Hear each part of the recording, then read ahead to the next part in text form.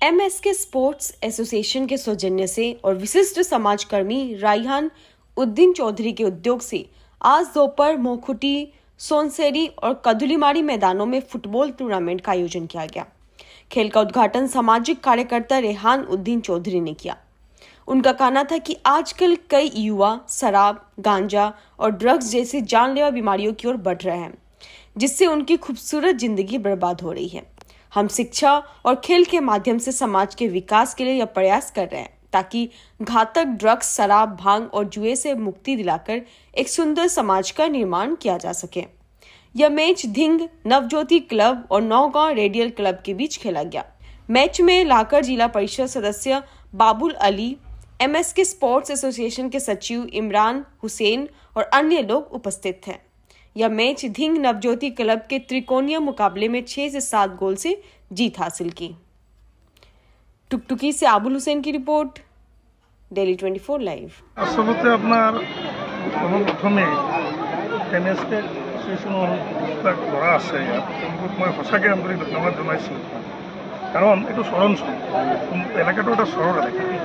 এই চহৰ এলেকাত আজি বহুত দিনৰ পৰা আপোনাৰ ইয়াত খেলবোৰ হোৱাই নাই। তাৰপিছত আমাৰ JPC মেম্বাৰ সন্মানিত বাবুল ডাঙৰীয়া মোক মাতিলে ইয়াত। আমি আপোনাৰ কথা বতৰা পাতিলোঁ আৰু দেখিলোঁ যে আমাৰ সমাজত বিভিন্ন সময়ত দেখা যায় যে আপোনাৰ আমাৰ উঠি অহা প্ৰজন্মৰ ল'ৰাবিলাক আপোনাৰ কিছু ল'ৰা, কিছু সংখ্যক ল'ৰা কিছুমান ড্ৰাগছ, মদ, জুৱা এনেকুৱা টাইপৰ কামত জড়িত দেখা যায়। এটা কিন্তু আমি যদি এই সকলোকে লৈ এই শিক্ষাৰ লগতে, শিক্ষাটো ভালকৈ হ'বই লাগিব, শিক্ষাৰ লগতে যদি এই খেলা ধূলাৰ মাধ্যমটো দি দিব পাৰোঁ তেওঁলোকৰ মনত, তেতিয়াহ'লে আমাৰ সমাজত যিবিলাক এই যে বেয়া যিবিলাক মনোভাৱ যিবিলাক সম্পূৰ্ণকৈ আঁতৰি যাব। গতিকে এনেকুৱা উদ্দেশ্য আগত ৰাখি আৰু ইমান মানুহ একলগতো হ'ব, একলগত দেখা দেখি হ'ব, মানুহৰ মাজত এটা ভাল উৎসাহ আহিব আৰু খেলৰ জৰিয়তে যাতে মানুহ বহুত ডাঙৰ হ'ব পাৰি।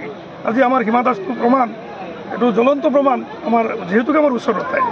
গতিকে সেইকাৰণে আমি এই খেলা ধূলাটো আপোনাৰ উদ্যোক্তাসকলৰ লগত আমাৰ JPC মেম্বাৰ মই লগত থাকি পেলাই এটা খেল মানে আৰম্ভ কৰিছোঁ। আমি গোটেই সমাজৰ পৰা খেলা ধূলাৰ জৰিয়তে অন্তত এই বেয়া বস্তুবিলাক আঁতৰ হৈ যায়।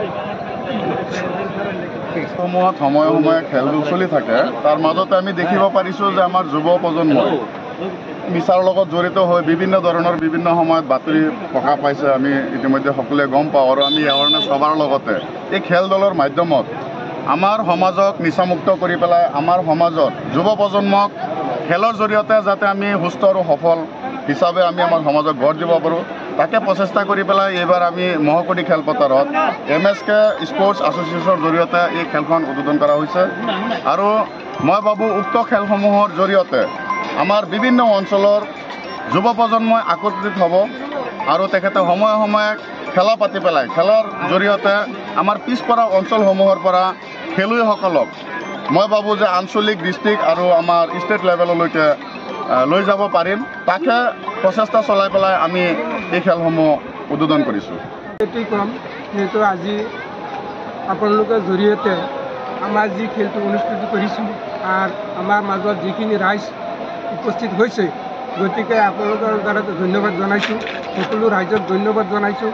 আমাৰ নিমন্ত্ৰণ বহুত আলহী আমাৰ মাজত উপস্থিত হৈছে, বহুত আমাৰ মুখ্য অতিথি ইয়াৰ মাজত উপস্থিত হৈছে। তেখেতক পাই আমি বহুত আনন্দিত হৈছোঁ, খুচি হৈছোঁ।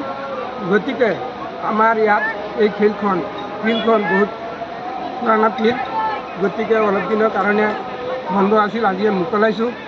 আমি এইটো আশা কৰিম যে আগন্তুক আমাৰ এই ফিল্ডখন তেখেতৰ জৰিয়তে, আপোনালোকৰ জৰিয়তে আগবাঢ়ি লৈ যাব পাৰোঁ।